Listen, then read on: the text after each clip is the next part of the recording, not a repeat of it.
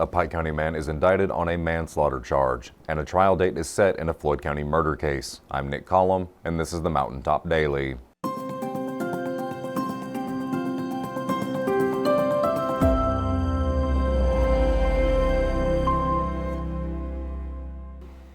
A Pike County man has been indicted following a shooting death back in April.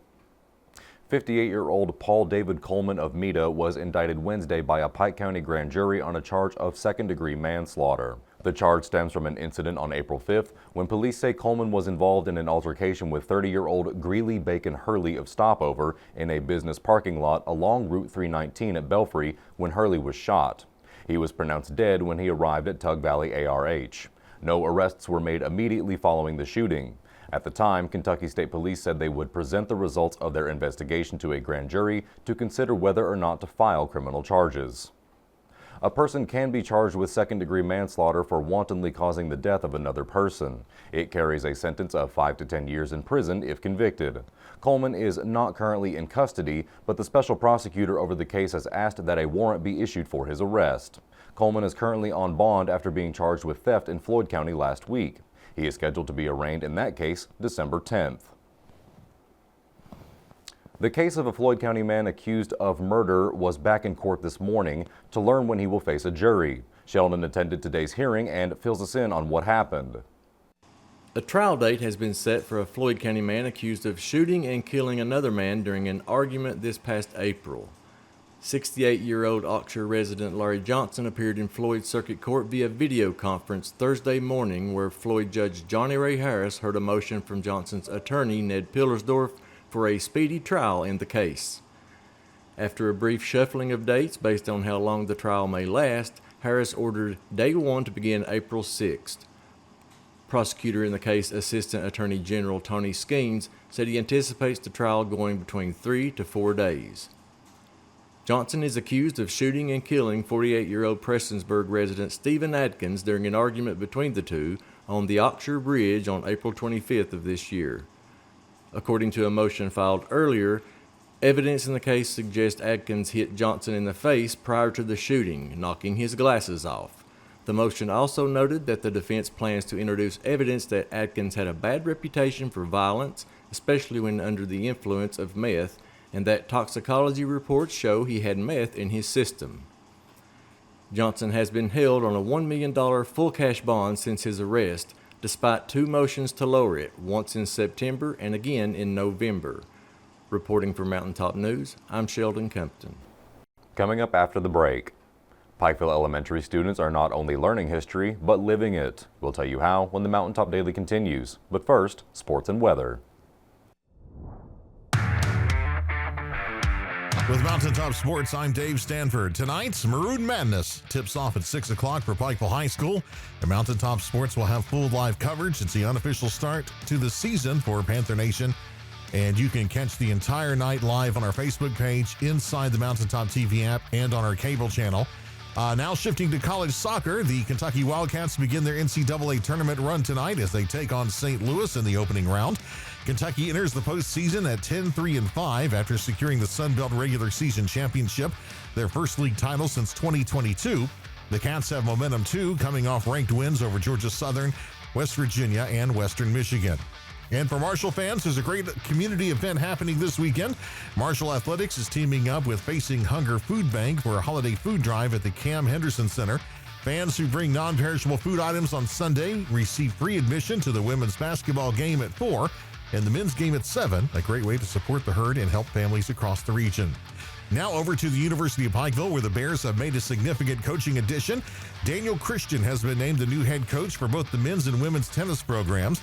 Christian brings coaching experience from Elon University, multiple racket sports programs across North Carolina, and private instruction at Ridgefields Golf and Athletic Club. UPike Athletic Director Corey Phipps praised his leadership and background, and the Bears will return to competition this spring as they prepare for the AAC Championships. And more news from Marshall. Marshall Volleyball earned 2 All-Sun Belt selections this week. Senior Beatrice Ciccarelli was named second team All-SBC after leading the herd in blocks and posting 10 double-digit kill matches. Freshman Emma Barnett picked up third team honors with 319 kills on the season. Marshall opens conference tournament play tonight against Troy. For more information, be sure to follow Mountaintop Sports Facebook page or visit mountaintop.news and click on the Sports tab at the top of the page. With Mountaintop Sports, I'm Dave Stanford.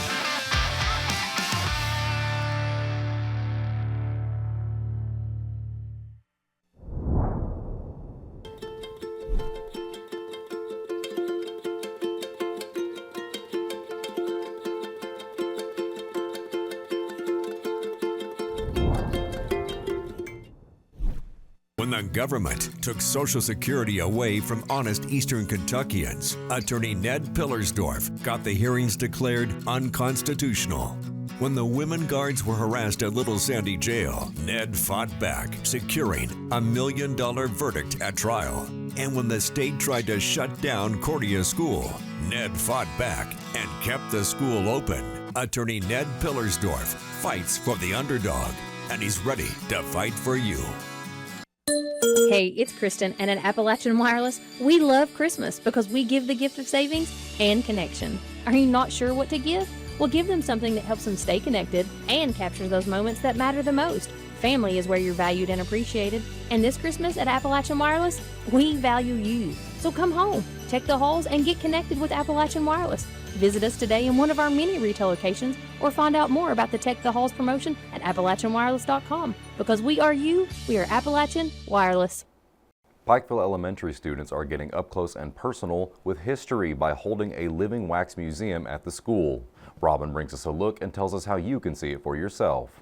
Today and tomorrow, Pikeville Elementary is putting on their 12th annual 6th grade Living Wax Museum. So students are given a rubric and they have to read various sources. They have to have 3 or more sources of informational text. They have to be able to produce a product where they create an essay that turns into a speech.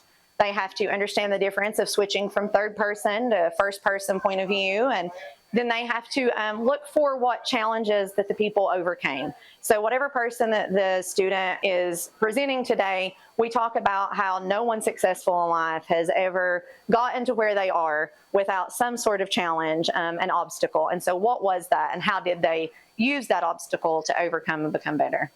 We asked some of the students, what is your favorite thing you've learned about this person?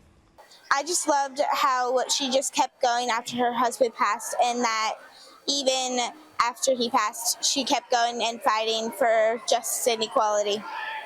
My favorite thing I've learned is probably that he was in the British Army. I had no idea who she was at first, but then Ms. Coleman told me that she looked a lot like me, and that she wrote Little House on the Prairie, and I've always heard of Little House on the Prairie, but I've never actually watched it. I watched 2 episodes, and I'm in the middle of reading the first book because I think it's really interesting. She is, so I learned that she did all this cool stuff when she was younger, and I like that she was brave and that she was very strong and she committed to stuff. The Wax Museum is open to the public tomorrow, November 21st, from 9 to noon. Reporting from Mountaintop News, I'm Robin Tillman. That will do it for this edition of the Mountaintop Daily. Be sure to check us out at 6 p.m. every weekday on Mountaintop TV, the Mountaintop TV app, and the Mountaintop News Facebook page. With your Mountaintop Daily, I'm Nick Collum for Mountaintop News.